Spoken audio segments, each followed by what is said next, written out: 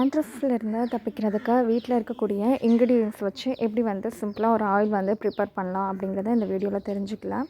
அதுக்கு நான் கருவேப்பிலை, நெல்லிக்காய், கருஞ்சீரகம் எடுத்திருக்கேன். இதுக்கு நான் செக்கில் ஆட்டின தேங்காய் எண்ணெய் 1/2 லிட்டர் எடுத்திருக்கேன். இப்போ நம்ம இதை இரும்பு கடாயில் ஊற்றி ஃபஸ்ட்டு ஹீட் பண்ணிக்கணும் லைட்டாக. அது ஹீட் ஆகிற டைமில் நம்ம நெல்லிக்காய் எடுத்து வச்சுருந்தோம் இல்லையா, அந்த நெல்லிக்காயை வந்து ஒரு மிக்ஸி ஜாரில் போட்டு சின்னதாக கட் பண்ணி அதுக்குள்ளே போட்டுக்கணும். எதுக்குன்னா இதை அரைக்கிறதுக்காக. முழுசாக போட்டிங்கன்னா மிக்ஸி ஜாரில் வந்து அரைப்படாது. ஸோ அதனால் நம்ம என்ன பண்ணுறோன்னா கட் பண்ணி போடுறோம்.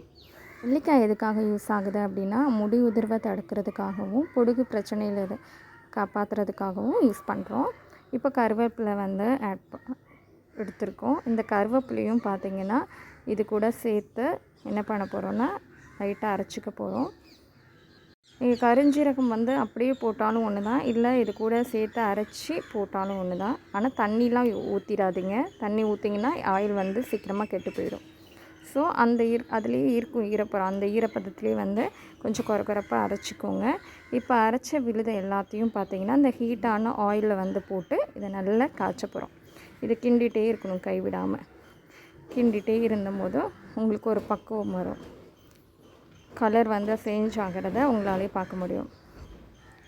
கருவேப்பிலை வந்து பொதுவாகவே பார்த்திங்கன்னா முடியோட வளர்ச்சிக்கு யூஸ் பண்ணுவாங்க. அதுக்கப்புறம் வந்து பொடுகுலேருந்து காப்பாற்றுறதுக்கு யூஸ் பண்ணுவாங்க. அதுக்கப்புறம் இந்த கருமை நிறம் வர சில பேருக்கு வந்து இளநரை வரும் இல்லையா, அதை தடுக்கிறதுக்கும் வந்து இது யூஸ் பண்ணுவாங்க. கருஞ்சீரகமும் அதே மாதிரி தான். ஸோ இது எல்லாத்தையும் நல்லா காய்ச்சிட்டு இது தான் கரெக்டான பக்குவம். இந்த பக்குவம் வந்தோடனே இது ஆறுனதுக்கப்புறம் ஒரு வடிகட்டியில் வந்து வடிகட்டிட்டு அது ஒரு பாட்டிலில் நீங்கள் வந்து ஸ்டோரேஜ் பண்ணி அப்பப்போ உங்களுக்கு எப்போ தேவைப்படுதோ அப்போ எடுத்து யூஸ் பண்ணிக்கலாம். அவ்வளோதான்.